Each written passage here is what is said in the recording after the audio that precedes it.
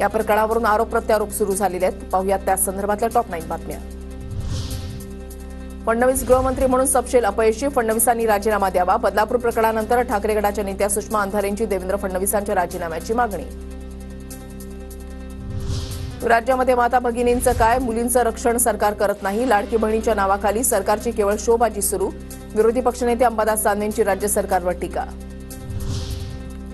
गुन्हा दाखल करण्यास उशीर केला, आता शाळा पुरावे नष्ट करत आहेत. घटना दडपून टाकण्याचं काम केलं जात आहे, त्यामुळे लोक चिडून रस्त्यावर उतरले. जयंत पाटलांची सरकारवर टीका.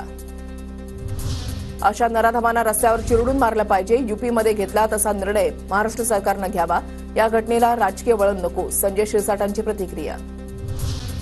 लाडकी बहीण योजना नसली तरी चालेल, पण सुरक्षित बहीण योजना पाहिजे. बदलापूर अत्याचार प्रकरणानंतर नागरिक आक्रमक.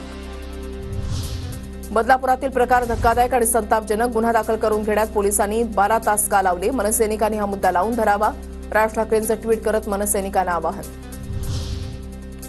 बदलापूर अत्याचार प्रकरणाचा निषेध करणाऱ्या आंदोलकांवर कोणतीही कारवाई करण्यात येणार नाही. या प्रकरणामध्ये दोषींवर कठोर कारवाई होईल. गिरीश महाजनांचं आश्वासन. बदलापुरातील आंदोलन हे राजकीयदृष्ट्या प्रेरित दिसतंय. माझी लाडकी बहीण योजनेचे पोस्टर्स लोक घेऊन आले आहेत. या घटनेचा राजकीय फायदा कोणी घेऊ नये. आंदोलकांना भेट दिल्यानंतर गिरीश महाजन यांचं वक्तव्य. बदलापूर अत्याचार प्रकरण दडपण्याचा प्रयत्न झाला का? सीसीटीव्ही फुटेज याची तपासणी व्हावी. सखोल चौकशी होईपर्यंत संबंधित शाळेची मान्यता रद्द व्हावी. अदिती तटकरेंची मागणी.